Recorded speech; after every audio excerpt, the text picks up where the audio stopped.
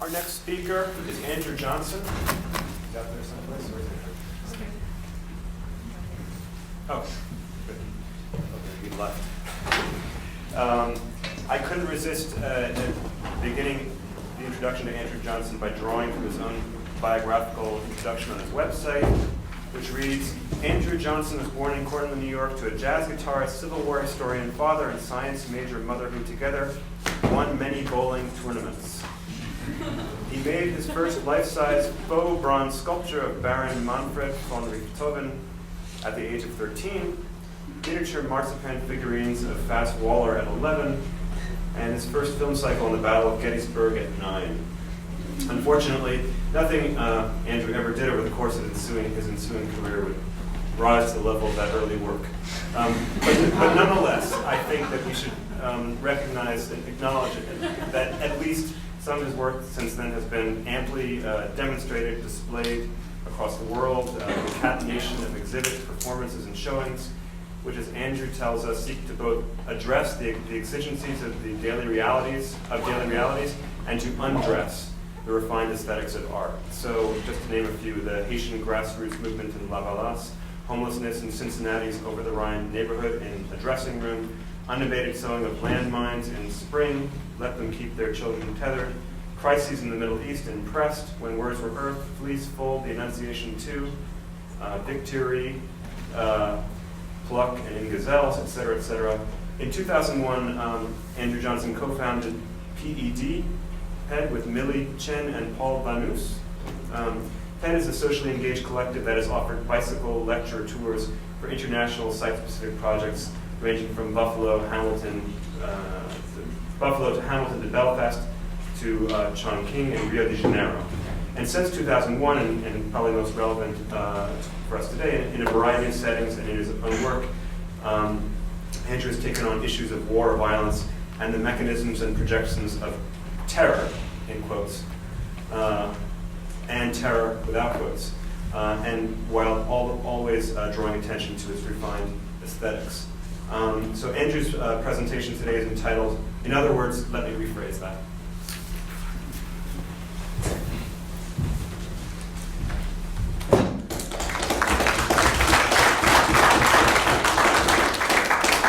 Okay, so you clapped too soon. I already got some.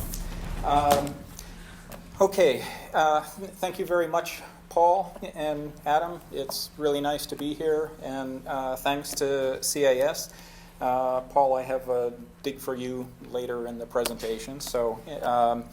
But if anyone would like to leave, this would be a good time. Are you cold? Because I feel a draft coming on, a really, really rough draft here. Okay, so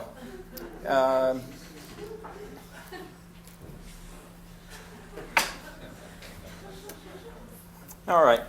When I found this guy one night, crawling endlessly through a patterned sand, blindfolded by his overgrown plume, while engraving with his Richard the Lionheart replica sword of the Third Crusade, and simultaneously erasing his misspelled proclamation victory, I thought how amazingly like me he was.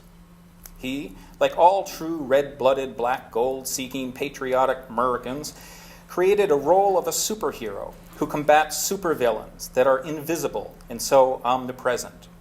He was a knight errant and erring, unperturbed and perpetually pursuing, with moral certitude, the righteous path, in an era of evil and greatness, taking his stand on his knees, forging new frontiers, claiming that which is already prescribed, staging a rehearsal for a disaster he already has caused.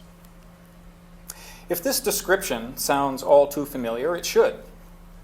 3 days after the first attacks on Afghanistan, resident neoconservative American Enterprise Institute think tank scholar Michael Leeden wrote surprisingly that we have recovered the roots of our national character, which are an unshakable confidence in the righteousness of our mission, deep religious conviction, and a unique ability to come together to prevail against frightening obstacles.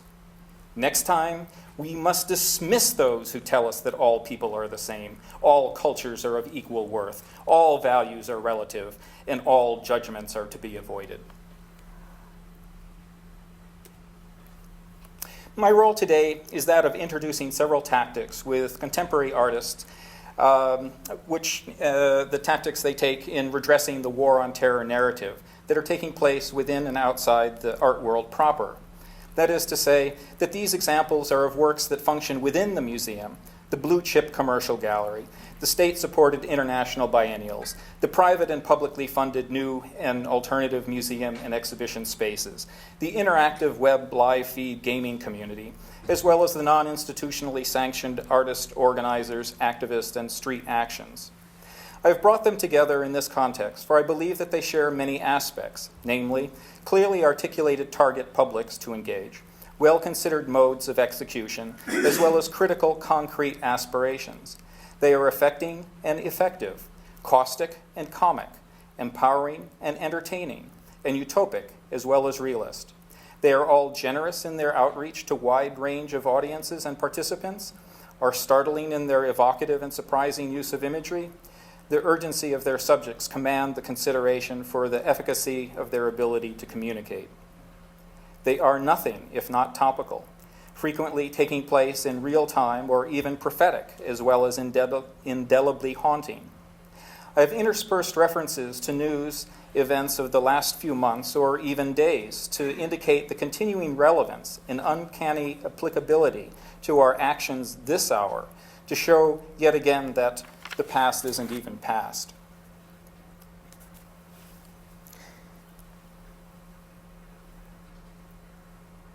I wish to introduce or represent these works today as demonstrative of divergent perspectives, not merely in the sense of demographic constituency of their subjects and viewers, but literally from the vantage of the work. The works are created from views that are intimate, isopomorphic, and remote, monocular, stereoscopic, and cross-eyed, blind and haptic, superimposed and rosy-colored, virtual and automated, and typically hold many of these positions simultaneously. Colin Powell, on February 5, 2003, addressed the UN Security Council. He was talking and providing evidence about the mobile production facilities for biological agents as a centerpiece for evidence in favor of the invasion, which took place on March 20th, 2003.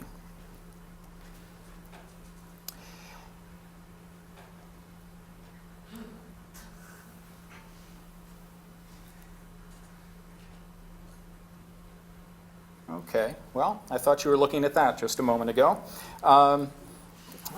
So Colin Powell had to cover up the mock tapestry of Guernica, a dwarfed version of the painting itself that hangs in the UN. He covered it over with blue curtains because he didn't want the image a protest against unilateral bombing that took place by the Franco regime funded by the Nazis in 1937 to be equated with what we were about to do. Subsequently, the Guernica uncovering, and this is the part that I am throwing in here for Paul, because this exhibition, or this piece by the Artworks Collective in February 2003 was displayed in Hollywood, and it is a uncovering of the UN buildings covering over of Guernica. So I got 3 uns in there, so that's as good as I can get for you, Paul. Okay. Yeah. Just watch what you take photographs of. Social activist, artist, writer, and provocateur Trevor Paglen has been exploring the secret activities of the U.S. military and intelligence agencies, the black world, for the last 8 years, publishing, speaking, and as an artist, he is interested in the idea of photography as truth-telling, but his pictures often stop short of traditional ideas of documentation. In the series Limit Telephotography, for example, He employs high-end optical systems to photograph top-secret governmental sites. In other works, Paglen transforms documents such as passports, flight data, and aliases of CIA operatives into art objects. The questions he raises do not negate historical or political force of these images, but through their formal qualities, decelerate our ability to act upon what we see by creating a sense of doubt and uncertainty in the face of visual information, causing us to ponder in the temporal space created by the photograph's complex and uncertain relation to knowledge and truth what activism would look like if it were founded on ambiguity, incomplete understanding, doubt, obscurity, rather than slogans, unity, loyalty, and coherence. If it began from a recognition of the limits of the visible and our concomitant inability to render the world transparent. This photograph here is of a black site taken at 42 miles.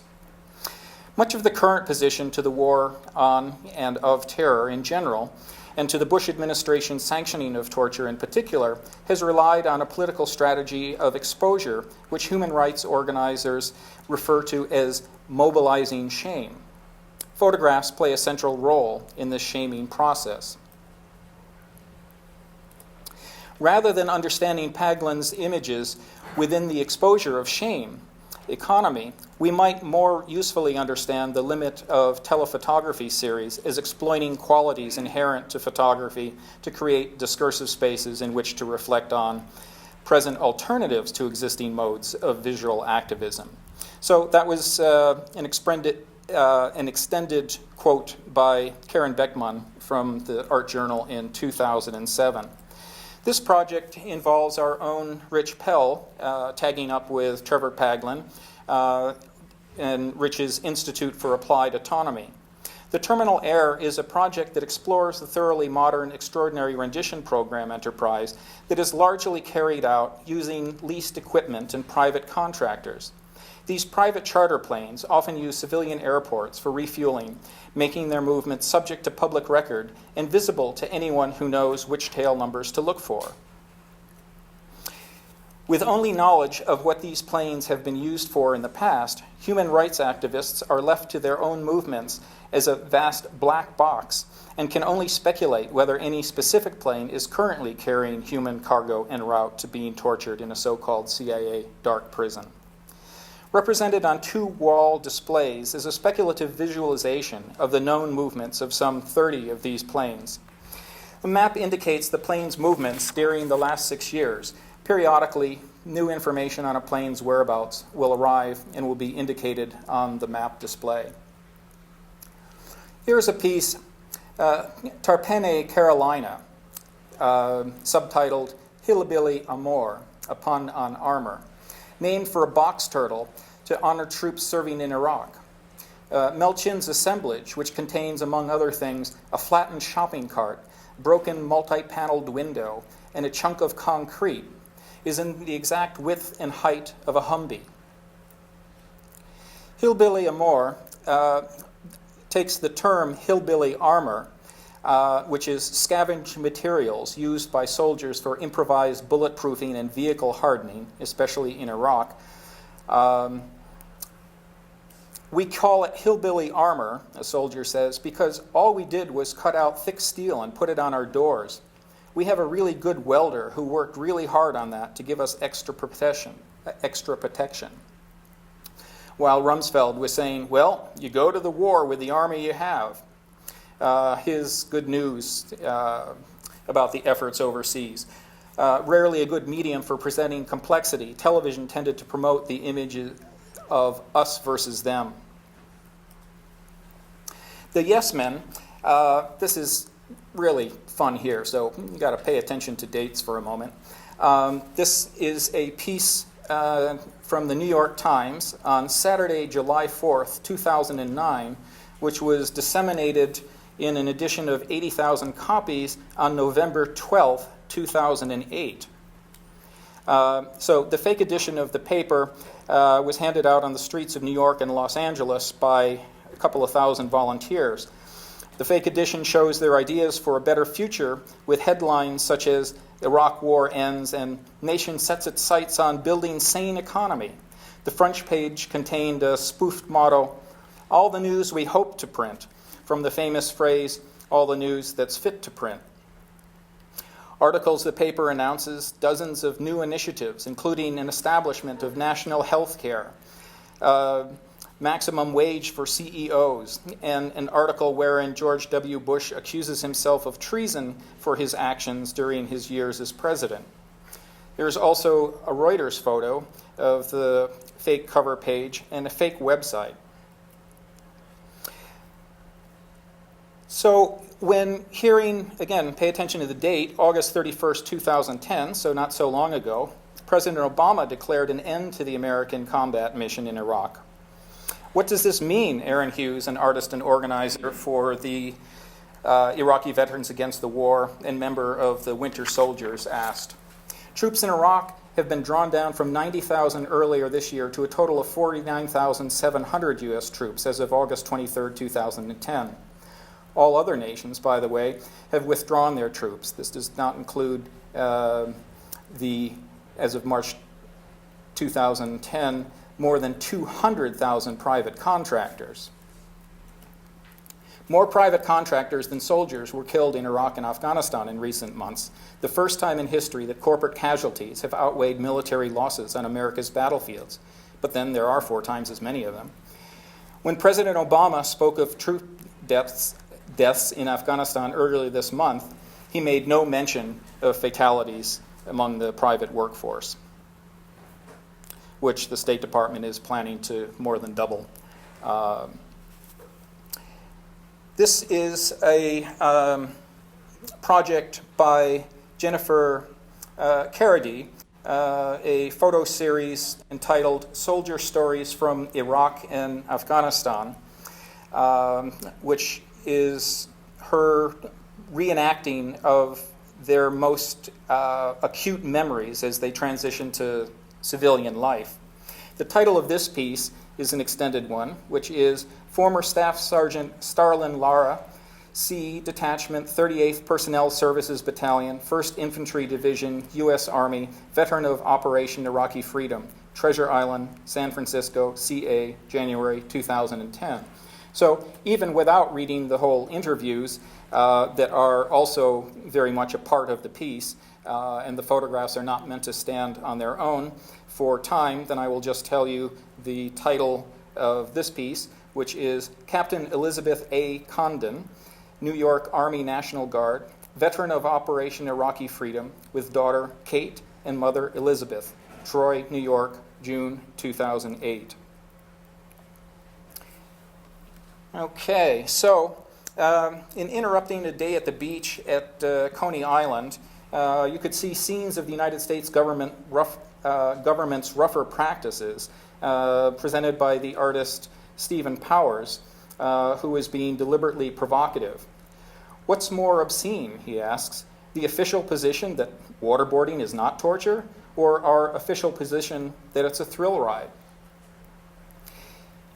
For Janice Carter, who had her 10-year-old grandson, Roger, in tow, she saw the animatronic figures as just another Coney Island scam. It's a gimmick, she said. When they have a sideshow, you see real people. That's legit. But this here? So some of these things you should be chuckling at, even if they're true. Yeah, thank you. And I need a chuckle for, well, you owe me one. Okay, so Jenny Holzer, in her series Archive, takes her titles also from the documents that are actually government files that through the Freedom of Information Act she was able to get. For example, Postmortem Examination DOD 003146-DOD 003147, in parentheses, green-white. A physician examination form for a war crime victim that uses the document's code. Abuse of power comes as no surprise, and the beginning of war will be kept secret, are other kinds of phrases that Holzer uses to describe her pieces. So the piece here is extremely remote and clinical. And she shows the redacted forms of the documents that she gets by printing them in all of their imperfections and ugliness. Leda Abdul is an Afghani video artist, and she talks about, in this case, she's using the bombed ruins in Kabul's former White House, the presidential palace, which she spent 3 days painting and whitewashing, with the implications that are involved in that. And she has quotes from scenes where she remembers seeing children trying to console their parents with jokes. They're still playing, painting, laughing faces on rocks. Someone told me that letters fall from the sky, but it doesn't matter if it doesn't fly, as long as you think you're controlling it. They don't speak like children. On my back, they decided to still circle it. So she's talking about the children dealing with destroyed airplanes and then filling the bullet holes in with cotton. She was very moved by that, and so she has the children with strings that are tethering to the airplane and pretending as though they have some power to, like a kite, get it airborne again.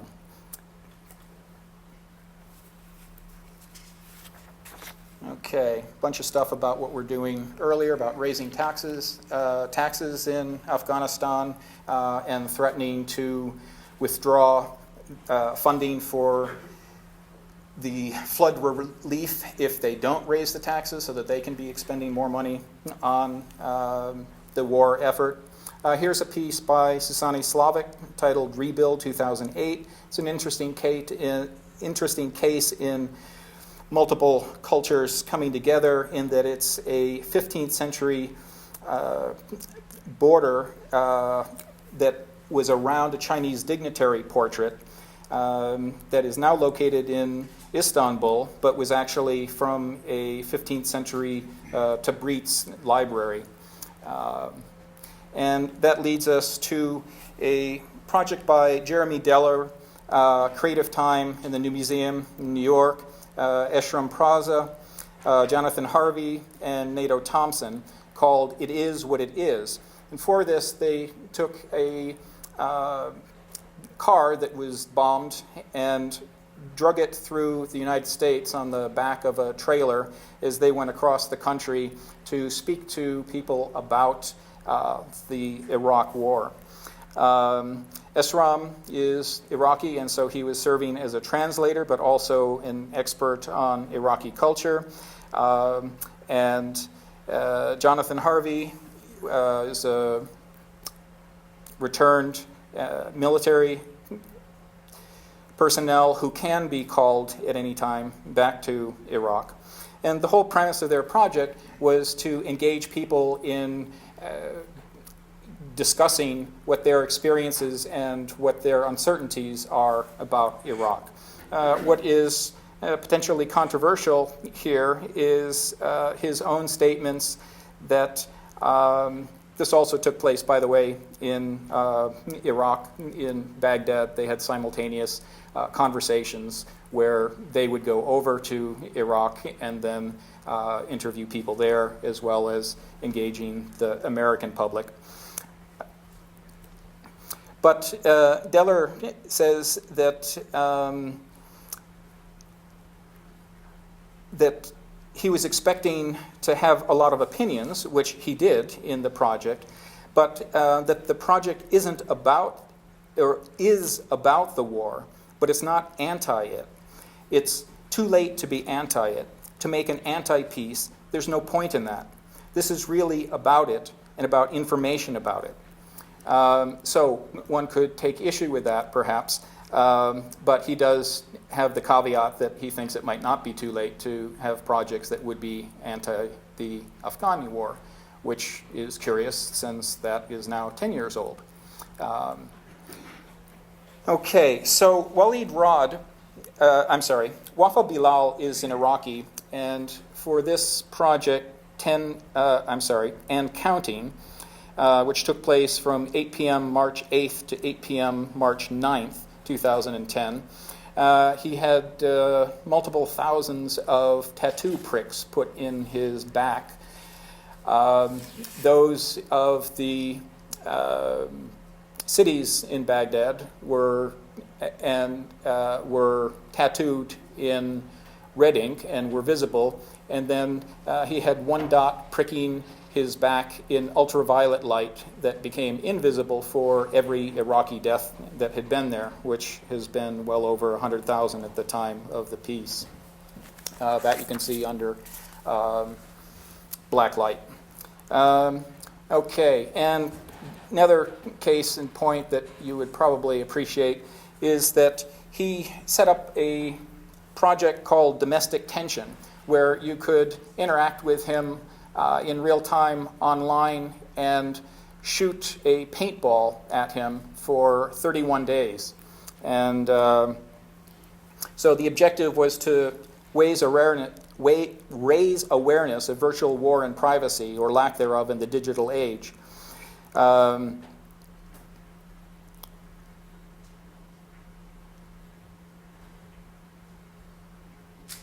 Okay.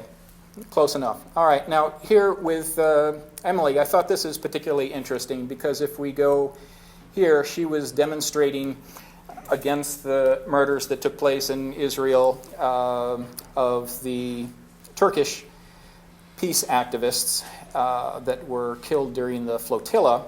And she is an American Jewish art student studying at Cooper Union, and was over there protesting after that and was shot by Israeli defense forces in the eye with a tear gas canister and is now permanently blind in that eye.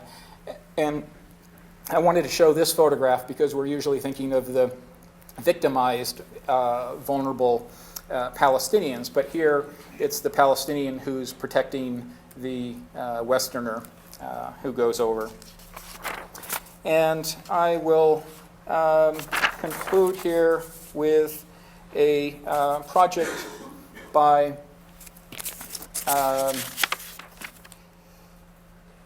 Inigo Manglano Ovala, called Phantom Truck, which is a stupendous piece that is one that was in the Venice Biennale in 2007, which is a full-scale reconstruction of the trucks that supposedly Colin Powell found us to be knowing weapons of mass destruction were being produced in them. So that pretty much brings us full circle to where we started with these mythical not knowns. And I'm sorry, I'll have to be more coherent on that in another case, but I did want to just leave on a positive note, which is that you can get some good Iranian food at our own conflict kitchen, and I hope you please do. Nice colorful images, nice Iranian people to engage with, and I think that that is one of the common denominators of the projects that we've seen, is a willingness to actually engage and to try to disseminate information and to challenge what it is that we're being fed all the time. Thank you.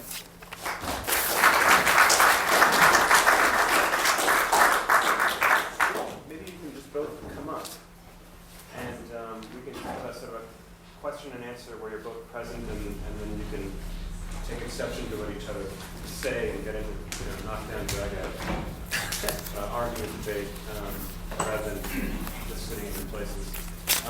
Shall we just take questions, comments, questions? Yeah, this is a question for Adam. When you discuss the war on terror, I'm at an age where I've lived through a war on cancer, a war on poverty, a war on inflation. And so the war on terror is a trope that it seems that the government uses. But I was curious about your thoughts about another phrase that emerged, which was the Department of Homeland Security.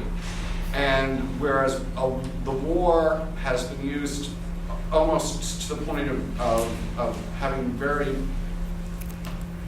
fractured meanings. The Department of Homeland Security to me is fascinating because it almost sounds like somebody sat down and tried to figure out what would be the opposite of a war on terror. And I don't know if you've thought about that at all. No, I haven't. I haven't really considered that naming of the Department of Homeland Security.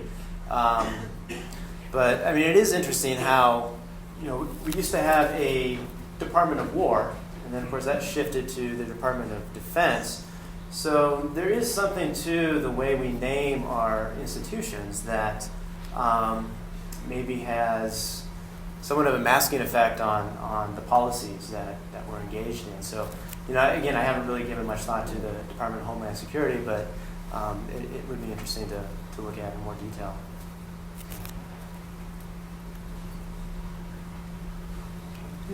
It's interesting. Where you started, Adam, when the whole desire to go to war in Iraq and to describe it as a war on terror, because it contradicts very much the British situation in Northern Ireland, which is something that I'm quite familiar with. And there were artists making work about that situation. And a woman called Angela Waite, who was the curator in the Imperial War Museum in London, who was secretly collecting work, but the trustees of the museum would not officially allow her to collect work because Britain denied that they were at war. They denied that it was a war of occupation. And it's interesting, in one case, there's someone's trying to generate a sort of pride or aggression through or fear through the use of that word. And then in another situation where you actually do have a war of occupation, the occupiers are denying that there's a war. Yeah, that's very interesting. Of course, Korea wasn't a war either; it was a conflict, right? Or a police action, I guess, is how we refer to the war there in that peninsula. But so there is some, playing around with the labels. Maybe you have something like that. What the reasons might be, but maybe in the case of Iraq, the Bush administration very much wanted to go in, and I think in Northern Ireland the British probably wanted to get out, and that might be the reason for the. Yeah, well, it's very clear within Bush's narrative about the war on terror that Iraq is just another front of this overarching single war, and so. We could arguably look back to the early 90s. There was this policy of regime change in Iraq. But after 9/11, that all sort of got erased. And instead of this policy of regime change in and of itself as an objective, we have the war on terror acting as an umbrella that allows then for the discursive justification of that enactment of that policy. I think it's interesting, and we saw that in a couple of the slides that we looked at, how there was this discursive struggle over how to define the war in Iraq. Bush was very adamant. It's part and parcel of the war on terror. It's the central front in the war on terror. It's a theater in the war on terror. It's not the war in Iraq. But, opponents were trying to redefine it as a civil war. If it's a civil war, then it can't really be part of the war on terror necessarily. It's sort of a separate conflict. So there's this, this struggle over how to define it, which has huge implications for United States policy. I think the brilliance of the term is that it's a generic term. It allows you to go in anywhere, and justify it with that kind of cover-all terminology. Yeah, because absolutely. There's not necessarily even an identifiable enemy. Yeah, well, and it's open-ended as well. It's open-ended. So it's not just the war in Afghanistan and the war in Iraq, but there's this open-endedness about the narrative itself that could potentially open the door to other invasions. Iran, perhaps, was another one where another front could have potentially opened up. We didn't see him go there completely. But this open-ended nature of the narrative, I think, is fascinating. I deal with that in more detail in my book. But there's also the language of World War II, which is a good war. So you have the reaction to the surprise attack on the World Trade Center. They already had a surprise attack that we reacted to in the war, Pearl Harbor, and there was an axis of evil, which you didn't mention, but early on, so they were using World War II terms, and fronts are World War II. Totally avoiding any kind of Vietnam references. So we went right to the good war, which then fit in when they started, they couldn't find weapons of mass destruction, then they could use the good war that they're bringing freedom from the oppressors, right? Which again is a World War II concept, which is very well covered in popular culture, films, television shows, and recently HBO, which I think The Band of Brothers was nothing more than something to remind us that we were good people fighting good wars against evil things. So, Yeah. Well, and in fact, that is endemic in presidential rhetoric in general. I'm working on another project right now that's looking all the way back to Woodrow Wilson, and how there's this generic presidential war narrative that exists, that all the presidents draw from each time they're trying to justify the use of military force. And it very much plays on these themes that you just mentioned. So World War II, that's a traditional war. So it provides this ideal source domain for understanding this, what happens on 9/11. And it provides, almost an ideal model in many ways for narrating it as a war. But he also makes use of the Cold War in the narrative quite a bit. Because as Bush points out, the war on terror is a new kind of war. And so in many ways it resembles this ideological struggle that the Cold War was about. So he sort of mixes both of these source domains together within his narrative, drawing on them as needed to construct this idea of the war on terror. But these historical references are very fascinating, I think. We see a lot of presidents always going back to World War II because that's, the good war, as you said, that sort of, sticks in the national imagination as everything that's good about the American use of military force. So, yeah. I'm going to interrupt. Yeah, could I just say something relative to that, which is that the moral high ground, then, by going back to World War II, is what we're trying to establish, which is so incongruent with what the realities are that I think that's part of the reason why Jeremy Deller is going across the country saying that he's not making an anti-war piece, but because we've got 85% of the population which is against the war.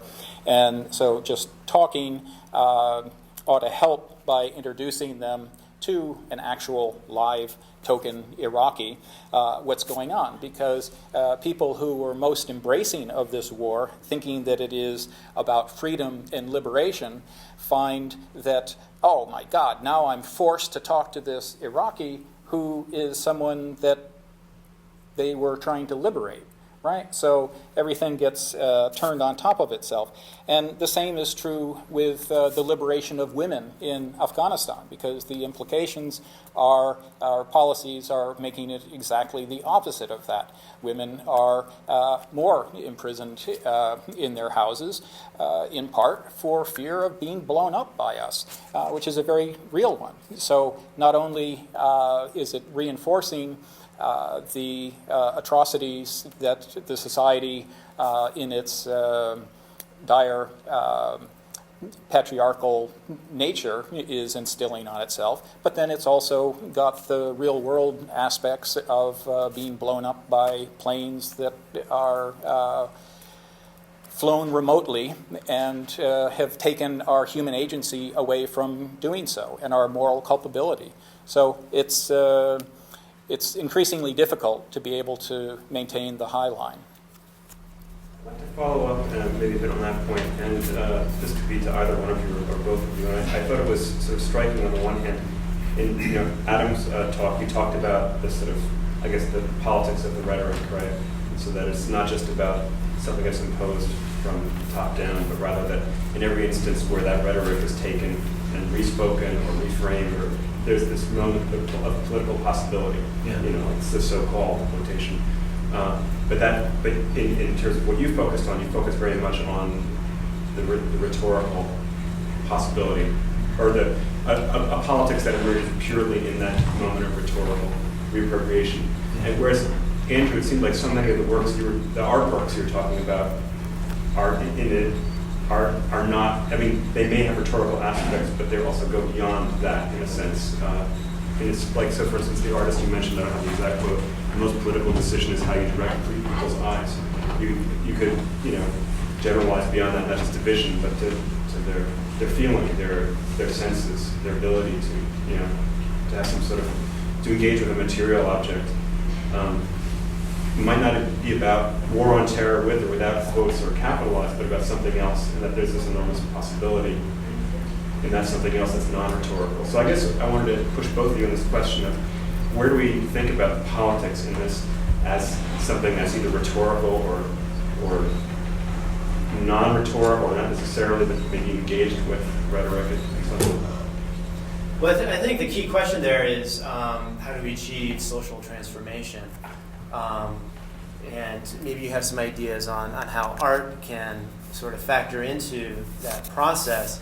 And I guess part of my argument that I was trying to make is that even if there is this, what we might think of as a dominant or dominating discourse, this hegemonic discourse that's out there that sort of constrains the way that we view the world and how we talk about the world, it doesn't foreclose the possibility for change.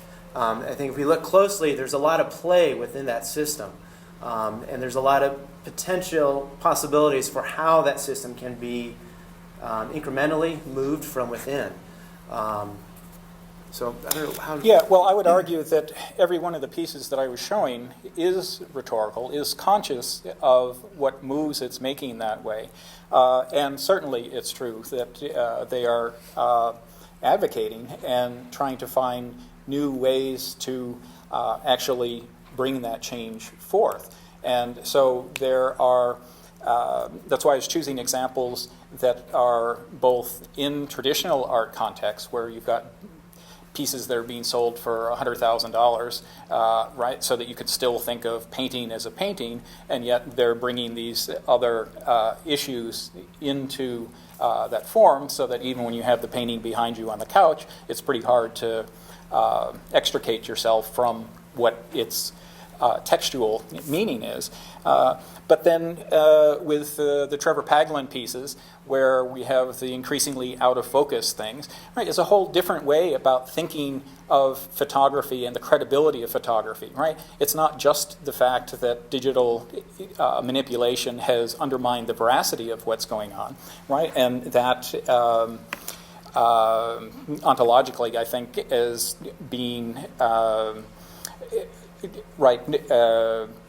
lessening of its force, but that those are constraints that he's actually taking on to say, wait a minute, maybe if we start blurring things by showing you the fact that you can make a clearer picture of something that's 500 million miles away than it is 40 miles away because of the compressed atmospheric conditions, that we have to start to renegotiate what it is that we're looking at, and what the and with the titles, knowing what the image is of, and yet not being able to reconcile what we're seeing with that, then throws us back on ourselves. And I wanted to mention that with Ephraim, when he was being taken around with Jeremy Deller in that project, then he was asked continually about where the weapons of mass destruction were. So even though we think that we're dealing with a more mediated society, it doesn't really filter down. And there are lots of ways that we have to continue to interact with each other outside of the media loop. You You didn't talk about any of your own work, but in terms of adopting the rhetoric of anti-war prior movements, I mean, you might just want to talk about Andrew's house with the rhetoric that was, you know, the poster.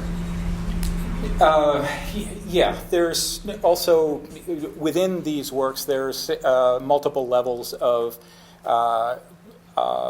historical awareness and referentiality, where the Art Workers Coalition from 1971 reproduced a photograph of the My Lai massacre with dead women and babies all over the street.